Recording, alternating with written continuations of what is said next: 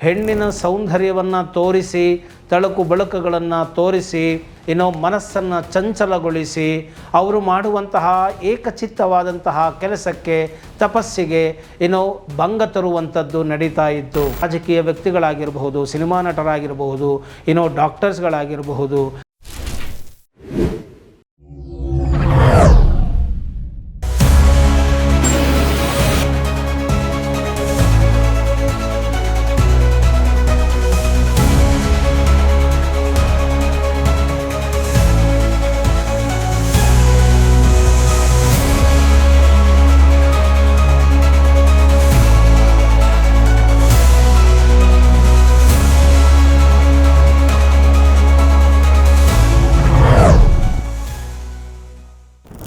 ನಮಸ್ಕಾರ ವೀಕ್ಷಕರೇ, ನಾನು ನಿಮ್ಮ ಮಂಜುನಾಥ್ ಅಡ್ವೊಕೇಟ್ ಮಾತಾಡ್ತಾ ಇರೋದು. ಕಳೆದ 4 ವರ್ಷಗಳಿಂದ ಸರಿಸುಮಾರು 560ಕ್ಕೂ ಹೆಚ್ಚು ವಿಡಿಯೋಗಳನ್ನು ಕಾನೂನಿಗೆ ಸಂಬಂಧಪಟ್ಟಂತೆ ಹಾಗೂ ಇನ್ನಿತರ ವಿಚಾರಗಳಿಗೆ ಸಂಬಂಧಪಟ್ಟಂತೆ ಸಾರ್ವಜನಿಕರಲ್ಲಿ ಜಾಗೃತಿ, ಅರಿವು, ತಿಳುವಳಿಕೆ ಮೂಡಿಸೋ ಸಲುವಾಗಿ ಮಾಹಿತಿಗಳನ್ನು ನೀಡ್ತಾ ಬರ್ತಾ ಇದ್ದೇನೆ. ಮೊದಲ ಬಾರಿಗೆ ನನ್ನ ವಿಡಿಯೋ ನೋಡ್ತಾರಾದರೆ ಮರೆಯದ ಹಾಗೆ ಈಗಲೇ ಈ ವಿಡಿಯೋ ಕೆಳಗೆ ಕಾಣಿಸ್ತಕ್ಕಂಥ ಸಬ್ಸ್ಕ್ರೈಬ್ ಬಟನ್ನ ಕ್ಲಿಕ್ ಮಾಡ್ಕೊಳ್ಳಿ, ಬೆಲ್ ಐಕಾನ್ ಕ್ಲಿಕ್ ಮಾಡ್ಕೊಳ್ಳಿ. ಬಿಡುವಿದ್ದಾಗಲ ವಿಡಿಯೋಗಳನ್ನ ನೋಡ್ತಾ ಇರಿ. ಬುದ್ಧಿವಂತರಾಗಿ, ಸಮಸ್ಯೆಗಳಿಗೆ ಸಿಲುಕದಂತೆ ಚಾಕಚಕ್ಯತೆಯಿಂದ ವ್ಯವಹಾರ ನಡೆಸುವಂತರಾಗಿ ಅಂತ ಹೇಳ್ತಾ, ಏನಾದರೂ ಕಾನೂನಿನ ಸಮಸ್ಯೆಗಳಿದ್ದರೆ ಫೋನ್ ಕನ್ಸಲ್ಟೇಷನ್ ತೆಗೆದುಕೊಳ್ಬಹುದು. ಕೆಳಗಡೆ ಡಿಸ್ಕ್ರಿಪ್ಷನ್ ಬಾಕ್ಸಲ್ಲಿ ಕಾಂಟ್ಯಾಕ್ಟ್ ನಂಬರ್ ಇರುತ್ತೆ, ಹಾಗೂ ನೇರವಾಗಿ ಕೂಡ ಬಂದು ಭೇಟಿ ಮಾಡ್ಬೋದು. ಕೋರ್ಟಿನ ವ್ಯಾಜ್ಯಗಳು, ಸಮಸ್ಯೆಗಳು ಏನಾದ್ರು ಇದ್ದಿದ್ದೆ ಆದಲ್ಲಿ ಅಂತ ಹೇಳ್ತಾ, ಇವತ್ತು ಒಂದು ಬಹಳ ಮುಖ್ಯವಾದಂತಹ ವಿಚಾರದ ಬಗ್ಗೆ ಮಾತನಾಡಿ ಅಂತ ಹೇಳಿ ವೀಕ್ಷಕರು ಕೇಳಿಕೊಂಡಿದ್ದರಿಂದ ಇವತ್ತು ನೋಡಿ, ಎಲ್ಲ ಕಡೆಯೂ ಕೂಡ ಈ ಒಂದು ಹನಿ ಟ್ರ್ಯಾಪಿಗೆ ಸಂಬಂಧಪಟ್ಟಂತೆ ಗದ್ದಲ ಜಾಸ್ತಿ ಆಗ್ತಾ ಇದೆ. ಈ ಒಂದು ಹನಿ ಟ್ರ್ಯಾಪಿನ ವಿಚಾರ ಸರ್ವೇ ಸಾಮಾನ್ಯ ಆಗೋಗಿದೆ. ಇದು ಇವತ್ತೇ ನಡೀತಾ ಇರ್ತಕ್ಕಂಥದ್ದ, ಅಥವಾ ಈ ಒಂದು ಟೆಕ್ನಾಲಜಿ ಇರೋದರಿಂದ ಇನ್ಸ್ಟಾಗ್ರಾಮು, ಫೇಸ್ಬುಕ್ಕು, ಟ್ವಿಟರ್, ಹೀಗೆ ಕ್ಯಾಮರಾ, ಸ್ಪೈ ಕ್ಯಾಮರಾ, ಹೀಗೆ ಹಲವಾರು ಆಧುನಿಕತೆಯು ಇಂಪ್ರೂವ್ಮೆಂಟ್ ಆಗಿರೋದ್ರಿಂದ ಈ ಒಂದು ಟೆಕ್ನಾಲಜಿಯನ್ನು ದುರುಪಯೋಗಪಡಿಸಿಕೊಳ್ಳುವುದರ ಮುಖಾಂತರ ಮತ್ತು ಈ ಟೆಕ್ನಾಲಜಿ ಉಪಯೋಗಿಸಿಕೊಂಡು ಬೇಗ ಎಲ್ಲ ಕಡೆಯೂ ಕೂಡ ಪ್ರಚಾರ ಮಾಡಬಹುದಾಗಿರೋದ್ರಿಂದ ಇದು ಹೆಚ್ಚಾಗಿ ಕಾಣಿಸ್ತಾ ಇದೆಯಾ, ಅಥವಾ ಇದು ಹಿಂದಿನ ಕಾಲದಿಂದಲೂ ನಡ್ಕೊಂಡು ಬಂದಿದೆಯಾ? ಈ ಹನಿ ಟ್ರ್ಯಾಪ್ ಅನ್ನೋದು ಇವತ್ತಿಗಿನ ವಿಚಾರ ಅಲ್ಲ, ಇದು ಹಳೆಯ ವಿಚಾರವೇ ಆಗಿದೆ. ಆದರೆ ಅದು ಯಾರಿಗೂ ಗೊತ್ತಾಗ್ತಾ ಇರಲಿಲ್ಲ, ಟೆಕ್ನಾಲಜಿ ಇಲ್ಲದೇ ಇದ್ದಿದ್ದರಿಂದ. ಈಗ ನೋಡಿ, ನಾವು ಮೊದಲಿಂದನೂ ನೋಡ್ತಾ ಇದ್ದೇವೆ. ಈ ಒಂದು ವಿಶ್ವಾಮಿತ್ರನ ಒಂದು ಸಂದರ್ಭದಿಂದನೂ ನೀವು ನೋಡ್ತಾ ಹೋಗ್ಬೋದು. ಒಂದು ತಪಸ್ಸಿಗೆ ವಿಶ್ವಾಮಿತ್ರ ಕುಳಿತಾಗ ಮೇನಕೆ, ಕಿಲೋತ್ತಮೆ, ರಂಭೆ, ಹೀಗೆ ಇಂದ್ರನ ಒಂದು ಸಭೆಯಿಂದ ಕಳಿಸಿಕೊಟ್ಟು ಆತನ ತಪಸ್ಸಿಗೆ ಭಂಗ ಮಾಡುವಂತಹ ಒಂದು ಪ್ರಯತ್ನಗಳು ನಡೀತಾ ಇದ್ವು. ಅಂದರೆ ಹೆಣ್ಣಿನ ಸೌಂದರ್ಯವನ್ನು ತೋರಿಸಿ, ತಳಕು ಬೆಳಕುಗಳನ್ನು ತೋರಿಸಿ, ಮನಸ್ಸನ್ನು ಚಂಚಲಗೊಳಿಸಿ ಅವರು ಮಾಡುವಂತಹ ಏಕಚಿತ್ತವಾದಂತಹ ಕೆಲಸಕ್ಕೆ, ತಪಸ್ಸಿಗೆ ಭಂಗ ತರುವಂಥದ್ದು ನಡೀತಾ ಇತ್ತು. ಹಾಗೆ ನೋಡಿ, ವಿಷಕನ್ಯೆಯರು ಅಂತ ಕೂಡ ನಾವು ಪುರಾಣ ಕಾಲದಿಂದಲೂ ಕೇಳಬಹುದಾಗಿದೆ. ಅಂದರೆ ಈ ಒಂದು ಚಾಣಕ್ಯನ ಒಂದು ಸಂದರ್ಭದಲ್ಲಿಯೂ ಕೂಡ ನಾವು ನೋಡಬಹುದು. ಚಾಣಕ್ಯನಿಗೂ ಕೂಡ ಪ್ರತಿನಿತ್ಯ ಒಂದು ಮಹಾರಾಜನಿಗೂ ಕೂಡ ವಿಷವನ್ನು ಉಣಿಸ್ತಾ ಇದ್ದರು, ಕೊಡ್ತಾಯಿದ್ರು, ಸ್ವಲ್ಪನೇ ವಿಷವನ್ನು ಕೊಡ್ತಾಯಿದ್ರು ಅಂತ ಹೇಳಿ. ಸೊ ಈ ಒಂದು ವಿಷಕನ್ಯೆಯರನ್ನು ಬಳಸಿಕೊಂಡು, ಅಂದರೆ ಈ ಒಂದು ಎದುರು ಪಕ್ಷದವರು ಅಥವಾ ಎದುರಾಳಿ ರಾಜನಾಗಿರಬಹುದು ಅಂತಹ ಒಂದು ಕಡೆಯಲ್ಲೆಲ್ಲ ಇವರನ್ನು ಗೂಢಚರ್ಯೆಯರನ್ನಾಗಿ ನೇಮಿಸಿಕೊಂಡು ಅವರ ಬಳಿ ಕಳಿಸಿಕೊಟ್ಟು ಅವರ ಹಾವಭಾವಗಳು, ಸೌಂದರ್ಯಗಳಿಗೆ ಮನಸೋತಂಥವರು ಆ ಒಂದು ರಾಜ್ಯದ, ದೇಶದ ರಕ್ಷಣೆಯ ಒಂದು ವಿಚಾರಗಳನ್ನೆಲ್ಲ ಆಕೆಗೆ ಬಿಟ್ಟುಕೊಟ್ಬಿಡ್ತಾಯಿದ್ರು. ಅಂದರೆ ಸ್ಪೈ ಅಂತ ನಾವೇನು ಕರಿತೀವಿ, ಈ ರೀತಿಯಾಗಿ ಕೆಲಸಗಳನ್ನು ಮೊದಲಿನಿಂದನೂ ಕೂಡ ಮಾಡ್ತಾ ಬಂದಿದ್ದಾರೆ. ಅಂದರೆ ಹೆಣ್ಣನ್ನು ಒಂದು ಭೋಗ ವಸ್ತುವನ್ನಾಗಿ, ಸೌಂದರ್ಯ ವಸ್ತುವನ್ನಾಗಿ ಮೊದಲಿನಿಂದಲೂ ಬಳಕೆಯಾಗಿ ಮಾಡಿಕೊಂಡು ಪುರುಷರಿಗೆ ಇರುವಂತಹ ಒಂದು ಸ್ತ್ರೀಯರ ಮೇಲಿನ ಸ್ವಾಭಾವಿಕ ವ್ಯಾಮೋಹವನ್ನು ಆ ಇನ್ಸ್ಟಿಂಕ್ಟ್, ನ್ಯಾಚುರಲ್ ಇನ್ಸ್ಟಿಂಕ್ಟ್ ಅಂತ ನಾವೇನು ಕರಿತೇವೆ, ಅದನ್ನು ಬಳಸಿಕೊಂಡು ದೇಶದ ರಕ್ಷಣೆಯ ವಿಚಾರಗಳನ್ನು ಮತ್ತು ಮಹತ್ತರವಾದಂತಹ ರಹಸ್ಯ ವಿಚಾರಗಳನ್ನೆಲ್ಲ ಸ್ತ್ರೀಯರನ್ನು ಬಳಸಿಕೊಂಡು ಅದನ್ನು ತೆಗೆದುಕೊಳ್ತಾ ಇದ್ದಿದ್ದು ನಮಗೆಲ್ಲರಿಗೂ ಕೂಡ ಪುರಾಣಗಳನ್ನು ಮತ್ತು ಚರಿತ್ರೆಗಳನ್ನು ಓದಿದರೆ ರಾಜಾದಿರಾಜರು ಮಹಾರಾಜರುಗಳು ಕೂಡ ಇದನ್ನೆಲ್ಲ ಉಪಯೋಗಿಸುತ್ತಾ ಇದ್ದಿದ್ದು ನೀವು ತಿಳಿದುಕೊಳ್ಳಬಹುದಾಗಿದೆ. ಅಷ್ಟೇ ಯಾಕೆ ನೋಡಿ, ಇತ್ತೀಚೆಗೆ ನಮ್ಮ ದೇಶದ ಒಂದು ಮಿಲಿಟರಿ ವ್ಯವಸ್ಥೆ ಅಂತ ಏನಿದೆ, ಆ ಮಿಲಿಟರಿ ವ್ಯವಸ್ಥೆಗಳಲ್ಲಿಯೂ ಕೂಡ ಸಾಕಷ್ಟು ರಹಸ್ಯದ ವಿಚಾರಗಳು ಇರುತ್ತೆ. ಸೊ ಆ ಒಂದು ಸೈನಿಕರುಗಳನ್ನು ಟಾರ್ಗೆಟ್ ಮಾಡುವಂಥದ್ದು, ಎದುರು ದೇಶದವರು ಅಂತಹವರನ್ನು ಕಳಿಸಿಕೊಡೋದು, ಹೀಗೆ ಒಂದು ಸೋಷಿಯಲ್ ಮೀಡಿಯಾಗಳಂತೂ ಬಹಳ ಇದೆ. ಸೊ ಈ ಒಂದು ಫೇಸ್ಬುಕ್ಕೋ ಅಥವಾ ಇನ್ನೇನು ಇನ್ಸ್ಟಾಗ್ರಾಮ್ ಮುಖಾಂತರನೋ ಪರಿಚಯ ಮಾಡಿಕೊಳ್ಳೋದು, ಮೋಹಕವಾಗಿ ಮಾತನಾಡುವುದು, ಪ್ರಚೋದನೆಯನ್ನು ಗೊಳಿಸುವುದು ಮತ್ತು ಅವರನ್ನು ಆ ಒಂದು ಮೋಹದ ಪಾಶಕ್ಕೆ ಬಲಿಯಾಗಿಸಿಕೊಳ್ಳುವುದು ಮತ್ತು ಅವರನ್ನು ಕರೆಸಿಕೊಳ್ಳುವುದು, ಅವರನ್ನು ಖಾಸಗಿಯಾಗಿ ಲೈಂಗಿಕ ಕ್ರಿಯೆಗಳಲ್ಲಿ ತೊಡಗುವಂತೆ ಪ್ರಚೋದಿಸಿ ಆ ಒಂದು ಕ್ಯಾಮರಾಗಳ ಮುಖಾಂತರ ಅದನ್ನು ಸೆರೆ ಹಿಡಿಯುವಂಥದ್ದು. ಈ ರೀತಿಯಾಗಿ ಮಾಡಿಕೊಂಡಾಗ ಅವರಿಗೆ ಒಂದು ಖಾಸಗಿತನಕ್ಕೆ ಧಕ್ಕೆಯೂ ಉಂಟಾಗುತ್ತೆ. ನಾವು ಇದನ್ನು ಏನಂತ ಕರಿಬೋದು, ವಾಯರಿಸಮ್ ಅಂತ ಕೂಡ ನಾವು ಕರಿತೇವೆ. ಟೆಕ್ನಿಕಲ್ ಆಗಿ ಲೀಗಲ್ ಆಗಿ ನಾವು ಬಳಸ್ತಾ ಹೋದರೆ ಪದ ಅದು ವಾಯರಿಸಮ್ ಅಂದರೆ ಏನು, ಯಾವುದೇ ಒಂದು ಹೆಣ್ಣಾಗಿರಬಹುದು ಅಥವಾ ಅವರ ಒಂದು ಬಟ್ಟೆ ಬದಲಿಸುವಂತಹ ಅಥವಾ ಅವರು ಖಾಸಗಿಯಾಗಿ ಇರುವಂತಹ ಕ್ಷಣಗಳನ್ನು ಲೈಂಗಿಕ ಕ್ರಿಯೆಗಳನ್ನು ನಡೆಸುವಂತಹ ಸಂದರ್ಭಗಳಲ್ಲಿ ಆ ಒಂದು ಚಿತ್ರಣವನ್ನು ಸೆರೆ ಹಿಡಿಯುವಂಥದ್ದು ಮತ್ತು ಆಕೆಯು ಇರುವಂತಹ ಸಂದರ್ಭಗಳಲ್ಲಿ ಇಣುಕಿ ನೋಡುವಂಥದ್ದು, ಅದನ್ನು ಕ್ಯಾಮ್ರಾಗಳಲ್ಲಿ ಸೆರೆ ಹಿಡಿಯುವಂಥದ್ದು ಮತ್ತು ಪುರುಷನ ಜೊತೆಗೆ ಆಕೆ ಇದ್ದಾಗ ಅದನ್ನು ಸೆರೆ ಹಿಡಿಯುವಂಥದ್ದು.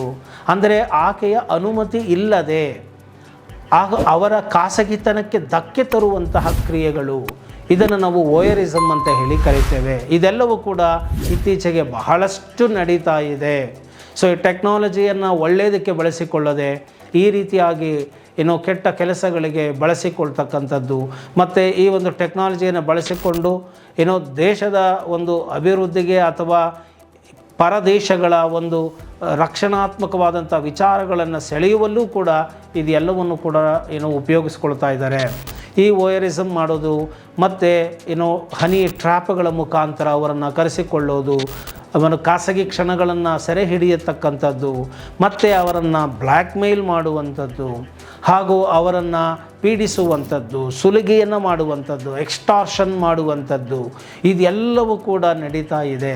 ಅಥವಾ ಒಳ್ಳೆ ಮೇಲಧಿಕಾರಿ ಆಗಿದ್ದೇ ಆದಲ್ಲಿ ಆತನ ಬಳಿ ಇರುವಂತಹ ಎಲ್ಲ ದೇಶದ ರಹಸ್ಯ ವಿಚಾರಗಳನ್ನು ತಿಳಿದುಕೊಳ್ಳುವಂಥದ್ದು, ಈ ರೀತಿಯಾಗಿ ಬಳಕೆ ಮಾಡಿಕೊಳ್ಳಲಾಗ್ತಾ ಇದೆ. ಸೊ ಹೆಚ್ಚಾಗಿ ಈಗಿನ ಕಾಲದಲ್ಲಂತೂ ನಾವು ನೋಡಬಹುದು, ಇದನ್ನೇ ಒಂದು ದೊಡ್ಡ ರಾಜಕೀಯ ತಂತ್ರವನ್ನಾಗಿ ದಾಳವನ್ನಾಗಿ ಕೂಡ ಉಪಯೋಗಿಸ್ಕೊಳ್ತಾ ಇದ್ದಾರೆ.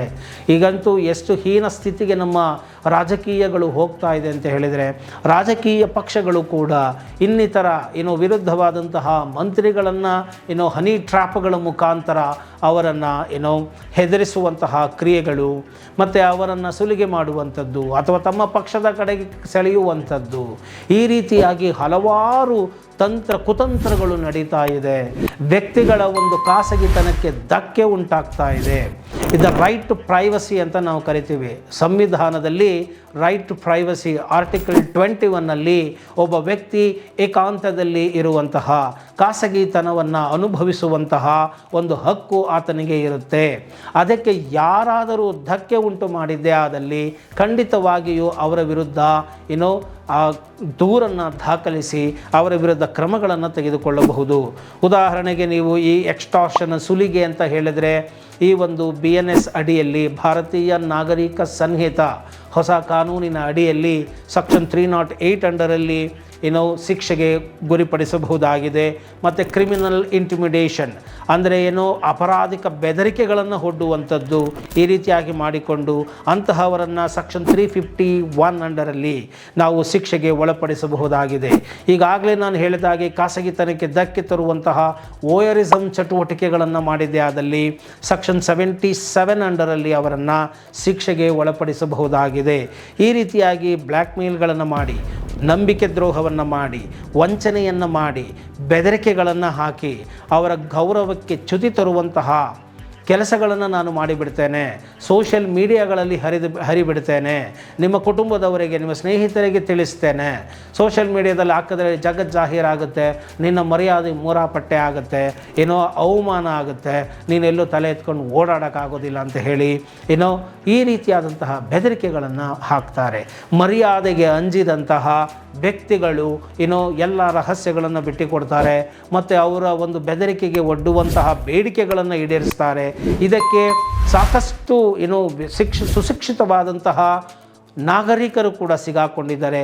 ಇಂಥ ವೃತ್ತಿ ಅಂತ ಏನಿಲ್ಲ, ರಾಜಕೀಯ ವ್ಯಕ್ತಿಗಳಾಗಿರಬಹುದು, ಸಿನಿಮಾ ನಟರಾಗಿರಬಹುದು, ಡಾಕ್ಟರ್ಸ್ಗಳಾಗಿರಬಹುದು, ಸಾಕಷ್ಟು ಹೆಸರಾಂತ ವ್ಯಕ್ತಿಗಳು, ಹೆಸರಾಂತ ಸುಪ್ರಸಿದ್ಧ ವಕೀಲರುಗಳಾಗಿರಬಹುದು, ಪೊಲೀಸರಾಗಿರಬಹುದು, ಇಂಥವರು ಅಂತೇನಿಲ್ಲ, ಇಂಥ ವೃತ್ತಿ ಅಂತಿಲ್ಲ, ಎಲ್ಲರೂ ಕೂಡ ಸಿಗಾಕೊಂಡಿದ್ದಾರೆ. ಯಾಕೆ ಅಂತ ಹೇಳಿದರೆ ಈ ಒಂದು ಲೈಂಗಿಕ ಕ್ರಿಯೆ ಅಥವಾ ಈ ಏನಿದೆ ಇದು ನ್ಯಾಚುರಲ್ ಇನ್ಸ್ಟಿಂಕ್ಟ್, ಮನುಷ್ಯ ಸ್ವಾಭಾವಿಕ ಬಯಸುವಂಥದ್ದು. ಇದನ್ನು ಏನೋ ಈ ಒಂದು ಮಡಿವಂತಿಕೆಯ ರಾಷ್ಟ್ರ ಏನು ಮಾಡ್ತಾ ಇದೆ, ಇದನ್ನು ಬಹಳ ದೊಡ್ಡದಾಗಿ ಬಿಂಬಿಸ್ತಾ ಅದನ್ನು ಎನ್ಕ್ಯಾಶ್ ಮಾಡಿಕೊಳ್ತಾ ಅದನ್ನೇನೋ ದೊಡ್ಡ ಅಪರಾಧ ಅನ್ನೋ ಥರದಲ್ಲಿ ಮಾಡ್ತಾ ವ್ಯಕ್ತಿಗಳ ಸುಲಿಗೆಯನ್ನು ಮಾಡಲಾಗ್ತಾ ಇದೆ. ಬಟ್ ಇದನ್ನು ಮಾಡಬಾರದು. ಈಗ ನಾನು ಆಗಲೇ ಹೇಳಿದ ಹಾಗೆ ಈ ಒಂದು ಆರ್ಟಿಕಲ್ 21 ಅಂಡರಲ್ಲಿ ಇದು ರೈಟ್ ಟು ಪ್ರೈವಸಿ ಬರುತ್ತೆ. ಮತ್ತು ಇದಕ್ಕೆ ಧಕ್ಕೆ ತರುವಂತಹ ವ್ಯಕ್ತಿಗಳು ಯಾರು ಕಂಪ್ಲೇಂಟನ್ನು ಕೊಡ್ತಾರೆ, ಯಾರು ನಿಮಗೆ ಹರಾಸ್ ಮಾಡ್ತಾರೆ, ಥ್ರೆಟನ್ ಮಾಡ್ತಾರೆ, ಬ್ಲ್ಯಾಕ್ ಮೇಲ್ ಮಾಡ್ತಾರೆ, ಹೆದರಿಸ್ತಾರೆ, ಬೆದರಿಸ್ತಾರೆ, ಇವರ ವಿರುದ್ಧ ನೀವು ಧೈರ್ಯವಾಗಿ ಸಿಡಿದೇಳಬಹುದು. ಅವರ ವಿರುದ್ಧ ನೀವು ದೂರುಗಳನ್ನು ಕೊಡಬಹುದು, ಕಾನೂನಿನಿಂದ ಅವರನ್ನು ಶಿಕ್ಷಿಸಲೂಬಹುದಾಗಿದೆ. ಆದ್ದರಿಂದ ಯಾರು ಈ ಕೃತ್ಯಗಳನ್ನು ಮಾಡ್ತಾರೋ ಅವರನ್ನು ನೀವು ಯಾವುದೇ ರೀತಿಯಲ್ಲಿ ಜಗ್ಗದೆ ನೀವು ಅವರನ್ನು ಎದುರಿಸಿ. ಅದನ್ನು ಬಿಟ್ಟು ಎಷ್ಟೋ ಜನ ಮರ್ಯಾದಾ ಹತ್ಯೆಗಳು ಮಾಡ್ಕೊಂಡು ಬಿಟ್ಟಿದ್ದಾರೆ. ಅಂದರೆ ನನ್ನ ಮರ್ಯಾದೆ ಹೊರಟೋಗುತ್ತೆ ಅಂತ ಹೇಳಿ ಹತ್ಯೆಯನ್ನು ಮಾಡಿಕೊಳ್ತಾ ಇದ್ದಾರೆ, ಆತ್ಮಹತ್ಯೆಗಳನ್ನು ಕೂಡ ಮಾಡಿಕೊಂಡು ಬಿಟ್ಟಿದ್ದಾರೆ.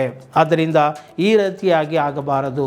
ನೋಡಿ, ಕೆಲವೊಮ್ಮೆ ನಾನು ಎಷ್ಟೋ ಈ ಒಂದು ಲೋನ್ ವಿಚಾರಕ್ಕೆ ಸಂಬಂಧಪಟ್ಟಂತೂ ನೋಡಿದಾಗ ಈ ಕೆಲವರು ಲೋನ್ಗಳಿಗೆ ಸಿಗಾಕೊಂಡವ್ರಿಗೆ ಬ್ಯಾಂಕ್ನವ್ರು ಎದುರಿಸಿದ್ದಾರೆ, ಬರೀ 5,000 10,000 ರೂಪಾಯಿ ಲೋನ್ ಕಟ್ಟಿಲ್ಲ ಅಂತ ಹೇಳಿ ಫೋಟೋಗಳಿಗೆ ಮಾರ್ಪಿಂಗ್ ಮಾಡಿಬಿಟ್ಟು ಆ ಫೋಟೋಗಳನ್ನ ಹಾಕ್ಬಿಟ್ಟು ಎಲ್ಲ ಕಡೆಗೂ ನಾನು ಕಳಿಸ್ಬಿಡ್ತೇನೆ ಅಂತೇಳಿ ಹೆದರಿಸ್ತಕ್ಕಂಥದ್ದು.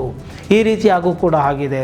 ಮರ್ಯಾದೆ ಧಕ್ಕೆಯನ್ನು ಉಂಟು ಮಾಡಿದ್ದಾರೆ. ಆದ್ದರಿಂದ ಈ ಒಂದು ಟೆಕ್ನಾಲಜಿ ಯುಗ, ಈ ಒಂದು AI ಆರ್ಟಿಫಿಷಿಯಲ್ ಇಂಟೆಲಿಜೆನ್ಸಿ ಈ ಯುಗದಲ್ಲಿ ಎಲ್ಲವೂ ಸಾಧ್ಯ.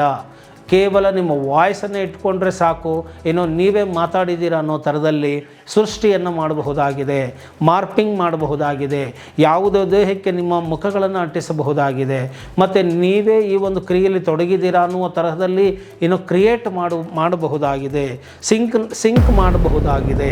ಹೀಗೆ ಟೆಕ್ನಾಲಜಿ ಬಹಳ ಮುಂದುವರೆದಿರೋದ್ರಿಂದ ಯಾವುದಕ್ಕೂ ಜಗ್ಗದೆ ಕುಗ್ಗದೆ ಆತ್ಮಸ್ಥೈರ್ಯವನ್ನು ಕಳೆದುಕೊಳ್ಳದೆ ನಿರ್ಭೀತಿಯಿಂದ ಧೈರ್ಯವಾಗಿ ಇಂತಹ ಒಂದು ಘಟನೆಗಳು ಏನಾದರೂ ಇದ್ದರೆ ಅದನ್ನು ಖಂಡಿತವಾಗಿಯೂ ನೀವು ಅದನ್ನು ಕಾನೂನಾತ್ಮಕವಾಗಿ ಹೋರಾಟ ಮಾಡುವ ಮುಖಾಂತರ ನೀವು ಬಗೆಹರಿಸಿಕೊಳ್ಳಬಹುದು ಎಂಬುವಂತಹ ಒಂದು ಸಂದೇಶವನ್ನು ನಾನು ಇಲ್ಲಿ ನೀಡ್ತಾ ಇದ್ದೇನೆ.